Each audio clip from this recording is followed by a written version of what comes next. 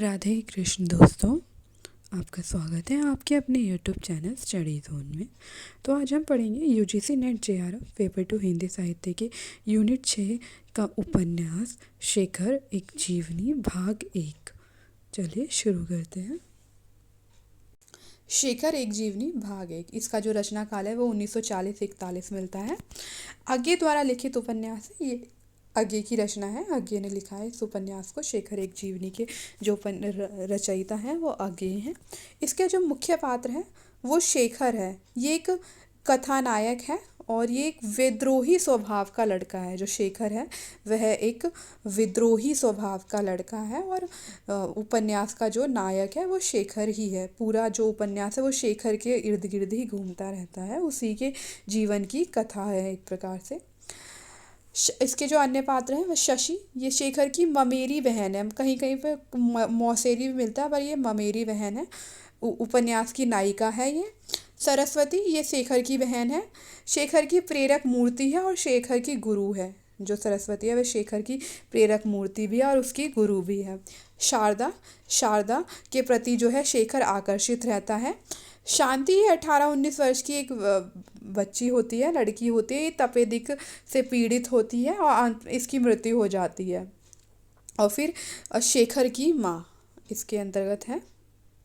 शेखर शेखर का एक जीवनी जो दूसरा भाग है उसका प्रकाशन 1944 में हुआ था।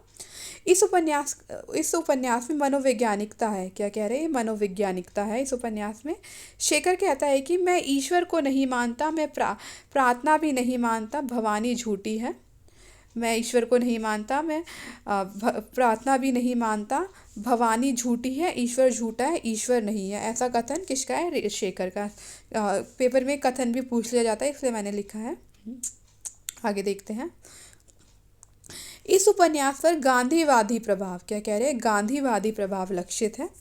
स्वतंत्रता आंदोलन के समय लिखा गया श्रेष्ठ उपन्यास है। क्या कहा गया है कि स्वतंत्रता आंदोलन के समय में लिखा गया श्रेष्ठ उपन्यास है और इस पे गांधीवादी प्रभाव लक्षित होता है। शेखर की माँ चाहती थी कि वो शेखर को बैरिस्टर बनाए और उसके पिता उसको इंजीनियर बनाना चाहते थे। क्या कह रहे हैं कि जो शेखर की माँ है वो शेखर को बैरिस्टर बनाना चाहती थी और उसके पिता उसको इंजीनियर बनाना चाहते थे। शेखर की जो बड़ी बहन है वो सरस्वती है।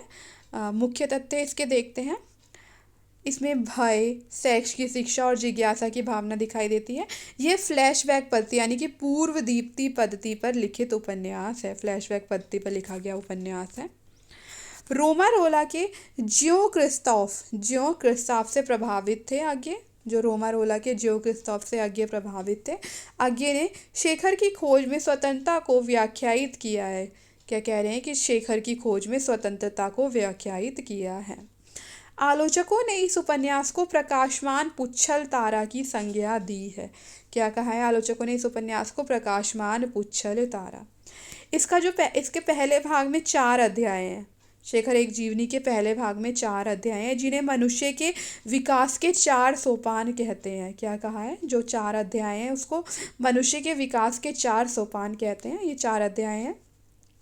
पहला अध्याय उषा और ईश्वर। दूसरा अध्याय है बीज और अंकुर। तीसरा अध्याय है प्रकृति और पुरुष। चौथा अध्याय है पुरुष और परिस्थिति। तो ये 4 अध्याय हैं। इनको मनुष्य के विकास के 4 सोपान कहते हैं। शेखर है वो अपनी माँ से घृणा करता है, अपनी माँ से घृणा करता है। इस जो उपन्यास के जो विषय है वो है प्रेम या प्रणय की भावना का चित्रण किया गया। इसमें विद्रोही चेतना का चित्रण हुआ है, क्रांति की भावना का चित्रण हुआ है। किशोरावस्था पर आधारित उपन्यास है। ये जो उपन्यास है वह किशोरावस्था पर आधारित उपन्यास है। शेखर के 17 वर्षों की कहानी है। शेखर के 17 वर्षों की कहानी है। ये बाल मनोविज्ञान का चित्रण हुआ है। इस उपन्यास में बाल मनोविज्ञान का चित्रण हुआ है। आगे कहते हैं कि शेखर में मेरा मन अधिक है। शेखर निसंदेह एक व्यक्ति का अभिन्न दस्तावेज है, यद्यपि वह साथ ही उस व्यक्ति के युग के संघर्ष का प्रतिबिंब भी है। हिंदी साहित्य के जगत में यह एक कालजयी उपन्यास है। एक कालजयी उपन्यास है। आगे का कथन है ये कि सत्य उनके लिए है जिनमें उसे सह लेने की शक्ति है। क्या कहा है आगे ने कि सत्य उनके लिए है जिनमें उसे सह लेने की शक्ति है। ये रोमारोला का काव्य है। अविश्वसनीय होने से कुत्ता, चूहा, दुर्गंधित कृमि, कीट होना अच्छा है। शेखर कहता है कि अविश्वसनीय होने से तो अच्छा कुत्ता, चूहा, दुर्गंधित या कृमि, कीट होना अच्छा है। माँ का कोई काम नहीं करूँगा जिसमें कि उसे बातें होकर भी मेरा रत्ती भर भी विश्वास करना पड़े।